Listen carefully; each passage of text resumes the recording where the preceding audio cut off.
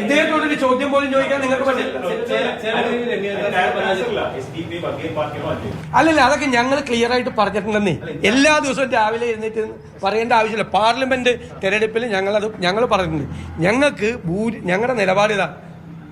ഞങ്ങൾ അല്ലല്ല, ഓരോ പാർട്ടിയും ഞാൻ ലെറ്റ് മീ കംപ്ലീറ്റ്. നിങ്ങൾ എല്ലാവരോടും ചോദിച്ചു, ഓരോ പാർട്ടി വർഗീയ പാർട്ടിയാണോ മതേതര പാർട്ടിയാണോ ഉള്ള അളവുകൾ എടുക്കുന്ന ആളുകളല്ല ഞങ്ങളുടെ നിലപാട്. ഞങ്ങൾ സെക്യുലർ സ്റ്റാൻഡാണ്.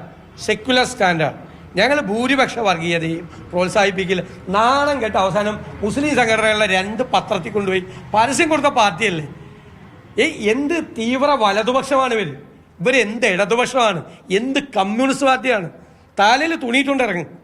അവസാനത്തെ ദിവസം വർഗീയത ആളിക്കത്തിക്കാൻ വേണ്ടി സംഘപരിവാർ പോലും നാണം കെടുന്ന രീതിയിൽ, അവർ നാണം കെടുന്ന രീതിയിൽ 2 മുസ്ലിം പത്രത്തിൽ മാത്രം വർഗീയത ആളിക്കത്തിച്ചുകൊണ്ട് പരസ്യം കൊടുത്തതിനെ പറ്റി അത് ചോദിക്കുക നിങ്ങൾ. ഞങ്ങളുടെ stand, political stand, we have made it very clear. ആദ്യം മുതലേ ഒരു കോംപ്രമൈസും ഇല്ല, ഒരു രീതിയില്ല. അല്ല, ചേലക്കരയിലെ പരാജയത്തിന് എനിക്കുണ്ട് ഉത്തരവാദിത്വം. ഞാൻ ഏറ്റെടുത്ത്. ഞങ്ങൾ 40,000 വോട്ടിന് തോറ്റ സ്ഥലത്ത് 12,000 വോട്ടാക്കിയത് കുറച്ചതിൻ്റെ അഭിമാനം ഞങ്ങൾക്കുണ്ട്. 28,000 വോട്ടാണ്, വെറുതെ 1-2 വോട്ടല്ല, 28,000 വോട്ടാണ് ഞങ്ങൾ കുറച്ച്. 28,000 വോട്ട് സി പി എമ്മിന്റെ ഭൂരിപക്ഷം കുറച്ച്. അല്ല, അപ്പൊ ഈ 75,000 വോട്ട് പുറകിൽ പോയതിന് ആർക്കാ ഉത്തരവാദിത്തം? അല്ല, വയനാട് 75,000 വോട്ട് പുറകിൽ പോയതിന് ആർക്കാ ഉത്തരവാദിത്തം? ആ CPI-കാരെ പറ്റിച്ചാണ്. വോട്ട് ചെയ്യാൻ പോവാതിരുന്ന് CPM-കാര് പറ്റിച്ചാണ്. CPI-കാരെ പാവങ്ങളെ വോട്ട് ചെയ്യാൻ പോവാതിരുന്ന് 75,000 വോട്ടാ CPI-യുടെ സ്ഥാനാർത്ഥിക്ക്, LDF-ന്റെ സ്ഥാനാർത്ഥിക്ക് അവിടെ കുറഞ്ഞത്. മനസ്സിലായില്ലേ? അതൊരു പാർട്ടി തീരുമാനം. അല്ല, ലോക്സഭാ തെരഞ്ഞെടുപ്പിൽ തോറ്റ സ്ഥാനാർത്ഥി ഇതിനു മുമ്പും ഞങ്ങൾ അസംബ്ലി മത്സരിപ്പിച്ചിട്ടുണ്ട്. ആലപ്പുഴയിൽ തോറ്റ ഷാനിമോൾ ഉസ്മാൻ അരൂര് വന്ന് ജയിച്ചിട്ടുണ്ടെന്ന്. പക്ഷെ അന്ന് ജയിക്കാൻ കാര്യം അവർ പാർലമെന്റ് ഇലക്ഷനിൽ ലീഡ് ചെയ്തിട്ടുണ്ടായിരുന്നു. അതുകൊണ്ട് കൂടിയാണ് അവര് അന്ന് മത്സരിപ്പിച്ചത്. ഇപ്പൊ പാർട്ടി പല കാര്യങ്ങളും ആലോചിച്ചിട്ടില്ല. അവർ പാർട്ടി മെമ്പറല്ലേ. ഞങ്ങൾ പാർട്ടിയുടെ ലീഡർഷിപ്പ് എല്ലാവരും കൂടി ആലോചിച്ചിട്ടാണ് ഒരു തീരുമാനം എടുത്തത്. ഒരു പരാതിയും കിട്ടിയിട്ടില്ല. അത് നിങ്ങൾ ഓരോ ദിവസം എഴുതുക.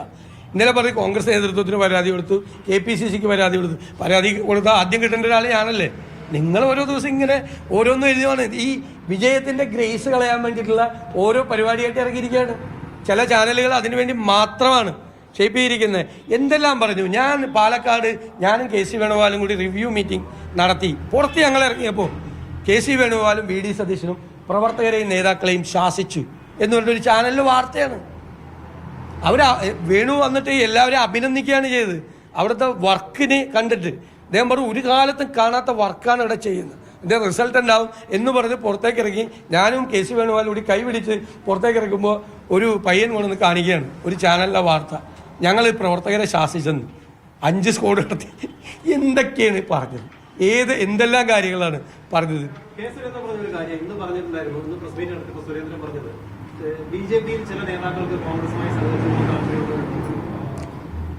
അദ്ദേഹം പലതും പറയുമല്ലോ. ഞാൻ നേരത്തെ അദ്ദേഹം പറഞ്ഞ കാര്യങ്ങളൊക്കെ പറഞ്ഞല്ലോ. ഞങ്ങൾ 3-ാം സ്ഥാനത്ത് പോവും, പിന്നെ കണ്ടകശനി എന്നെയും കൊണ്ടേ പോവുള്ളൂ, എൻ്റെ പ്രതിപക്ഷ നേതൃസ്ഥാനം പോവും. ആ കൂട്ടത്തിൽ അങ്ങ് കൂട്ടിയാൽ മതി. ഭരണവിരുദ്ധ വികാരം ഉണ്ടെങ്കിലും ഇല്ലെങ്കിലും അതുപോലെ UDF എത്ര പണിയെടുത്താലും ഈ LDF-ന്റെ കുറച്ച കോട്ടകളിൽ ഇനിയും ജയിക്കാൻ പറ്റുന്ന ഒരു സാഹചര്യം ഉണ്ടായിട്ടില്ലെന്ന് അങ്ങനെ ഒരു സന്ദേശം. അതൊന്നുമില്ല. ഇത് 100 സീറ്റ് ഞങ്ങൾക്ക് കിട്ടിയ സമയത്ത് 2001-ലാണ് 100 സീറ്റ് കിട്ടിയത്. 99 + 1 100 കിട്ടിയത്. അന്ന് ചേലക്കര LDF-ലായിരുന്നു. അപ്പോൾ വേറെ 100 സീറ്റ് ഉണ്ട് നമുക്ക് ജയിക്കാൻ പറ്റിയത്. അടുത്ത പ്രാവശ്യം ആകുമ്പോൾ ഞങ്ങൾ അവിടെ ജയിക്കും ചേലക്കരയിൽ. അത്രയും കുറച്ചുകൊണ്ടൊന്നല്ല, കോൺഫിഡൻസ് ആയല്ല, അത്രയും കുറച്ചു. 28,000 വോട്ട് ഒരു നിയോജകമണ്ഡലത്തിലെ വോട്ട് പ്രവർത്തിച്ച് ഞങ്ങൾക്ക് കുറയ്ക്കാം എങ്കിൽ കേരളത്തിൽ എത്ര സീറ്റുകൾ ഞങ്ങൾക്ക് ജയിക്കാൻ പറ്റുമെന്ന് നിങ്ങൾ നോക്കിക്കോ. പിന്നെ 3,000 വോട്ട് ജയിച്ച നിങ്ങൾ ഒന്നും കൂടി ഞാൻ പറയാം. തൃക്കാക്കരയിൽ മുഖ്യമന്ത്രിയും 20 മന്ത്രിമാരും വന്ന് എറണാകുളത്ത് ക്യാമ്പ് ചെയ്ത ഒരു മാസം ഇല്ലേ, ഒരു മാസം KV തോമസിനെ അപ്പുറത്ത് കൊണ്ടുപോയി. ഒരു മാസം PT തോമസ് ജയിച്ച വോട്ടിൻ്റെ ഇരട്ടി വോട്ടിൻ്റെ ഭൂരിപക്ഷത്തിലാണ് ഉമാ തോമസ് ജയിച്ചത്. ഞങ്ങൾ പ്രതിപക്ഷത്തിരിക്കുക, ഒന്നുമില്ല കയ്യിൽ. മന്ത്രിമാർ മുഴുവൻ ഇറങ്ങി ഇവിടെ. പുതുപ്പള്ളിയിൽ ഉമ്മൻചാണ്ടി ജയിച്ച സീറ്റിൽ 9,000 വോട്ടിന് ജയിച്ച സീറ്റിൽ ഞങ്ങൾ ജയിച്ചത് 4 ഇരട്ടി വോട്ടിൻ്റെ ഭൂരിപക്ഷത്തിലാണ് ഇല്ലേ, 36,000 വോട്ടിന്. പാലക്കാട് ഞങ്ങൾ 3,000 ജില്ലാ വോട്ടിനാണ്, 4,000-ൻ്റെ താഴെയാണ് ഷാഫി ജയിച്ചത്. 5 ഇരട്ടി വോട്ടിലാണ് ഞങ്ങൾ ജയിച്ചത്. ചേലക്കര 40,000 വോട്ട് ജയിച്ചെടുത്ത് 12,000-ലേക്ക് കൊണ്ടുവന്നു, 22,000 വോട്ട് കുറഞ്ഞു. ശരിയാണോ?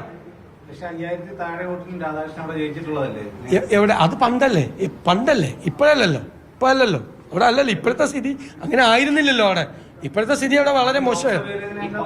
ലോകസഭയിലെ പാറ്റേൺ വേറെയല്ലേ? ലോകസഭയിലെ പാറ്റേൺ ഞാൻ ചോദിച്ചാൽ ഞാൻ തിരിച്ചു ചോദിക്കാം. തൃശ്ശൂർ 7 നിയോജകമണ്ഡലത്തിലും LDF MLA-മാരാണ് ജയിച്ചത്. അവർക്ക് 7 പേർ കൂടി 1,85,000 വോട്ടിൻ്റെ ഭൂരിപക്ഷം ഉണ്ടായിരുന്നു. 1,85,000 വോട്ടിൻ്റെ ഭൂരിപക്ഷം. അവർക്ക് എല്ലാവർക്കും കിട്ടിയതിനേക്കാൾ 1,40,45,000 വോട്ട് കുറവാണ് സുനിൽകുമാറിന്റെ പാർലമെന്റിൽ മത്സരിച്ചപ്പോൾ കിട്ടിയത്. മാറ്റി നമ്മളിങ്ങനെ പിടിക്കരുത്. പാർലമെന്റ് അസംബ്ലിയും കൂടി. ഞാൻ പാർലമെന്റ് പിടിച്ചാൽ പാർലമെന്റിന്റെ കണക്ക് എൻ്റെ അടുത്തുണ്ട്, അസംബ്ലി പിടിച്ചാൽ അസംബ്ലിയുടെ കണക്ക് എൻ്റെ അടുത്തുണ്ട്. ഇത് ഞങ്ങൾ അസംബ്ലിയിൽ ഫൈറ്റ് ചെയ്ത് അവസാനം സറണ്ടർ ചെയ്ത് പോയതാ. എവിടെ? 10,000 വോട്ടല്ല, 5,000 വോട്ട്. അല്ലല്ല, 5,000 വോട്ട്. അത് ചില സ്ഥലത്ത് കൂടുണ്ടാവും, ചില സ്ഥലത്ത് കുറയുന്നുണ്ട്. ഇപ്പൊ പാർലമെന്റ് ഇലക്ഷനിൽ അവരുടെ വോട്ടിംഗ് ഇത് കൂടിയില്ലേ, ചില സമയത്ത് കൂടും. പല കാരണങ്ങളുണ്ടാവും. ഇപ്പൊ പാലക്കാട് കുറച്ചില്ലേ, വയനാട് കുറച്ചില്ലേ, 2 കുറഞ്ഞു. ഒരിടത്ത് കൂട്ടിയത് മാത്രം പറയാം. അല്ല ആണെന്ന്. അതും കൂടി ഞങ്ങൾക്ക് കിട്ടിയിട്ടുണ്ട്. ഞങ്ങൾ ആ 39 ഇങ്ങോട്ട് താഴേക്ക് വന്നതല്ല.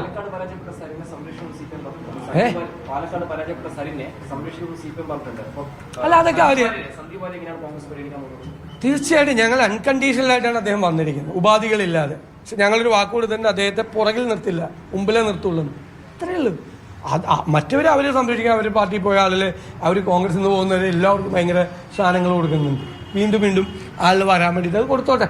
അവരനുഭവിച്ചല്ലോ, കാര്യങ്ങൾ കുറെ അനുഭവിച്ചല്ലോ ഈ കാലഘട്ടത്തിൽ. അത് അവരനുഭവിച്ചോട്ടെ. ഞങ്ങൾക്ക് അതൊക്കെ ഞാൻ പറഞ്ഞില്ലേ, ഈ കാണാനിരിക്കുന്ന പൂരം നേരത്തെ പറയരുത് അതിനെപ്പറ്റി. അതെങ്ങനെയാണ് വരട്ടെ.